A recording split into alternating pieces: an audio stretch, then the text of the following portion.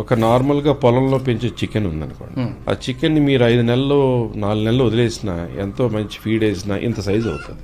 మా చిన్నప్పుడు అదే లెగ్ పీస్ ఇంత లావు ఉండి ఇంత పొడుగుండేది. ఇప్పుడు అదే లెగ్ పీస్ ఇంత లావు వచ్చి ఇంత ఉండేది. ఏం వేస్తే ఆ గ్రోత్ హార్మోన్స్ లాంటి ఏం వేస్తే అంత మస్కులర్ వచ్చేస్తుంది. అంటే రకరకాల చెడు, అది వెజిటేబుల్స్ లో ఇంజెక్ట్ చేసినవి అవ్వచ్చు, ఇవి నాన్ వెజ్ లో ఇంజెక్ట్ చేసిన అవి కుక్ చేసి ఆ విషయాన్ని మనం తింటుంటే ఆడపిల్లలకేమో పిసిఓడి, మీసాలు గడ్డ పెరుగుతాయి, లావ్ అయిపోవడం, ఇక్కడ నల్లగా రావడం, ఇక్కడ పిగ్మెంటేషన్ రావడం, మంత్లీ సైకిల్ సరిగ్గా రాకపోవడం, పిల్లలు పుట్టడానికి ఇబ్బంది పడి క్యాన్సర్లు పెరిగిపోవడం, మగవాళ్ళకేమో తొందరగా బట్టతల్లు వచ్చేయడం, లేదా రగ్గడ్ స్కిన్స్ రావడం, లేదా థైరాయిడ్ రావడం.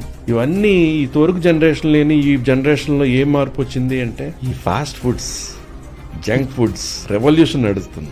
ముందు ఫ్రిడ్జ్ లో ఎన్ని రోజుల నుంచి పెట్టారో, ముందు రోజు ఒక డిష్ లా కుక్ చేసి నెక్స్ట్ డే ఫ్రై చేసి మనకి ఇస్తున్నాడా, ఏమీ తెలియదు.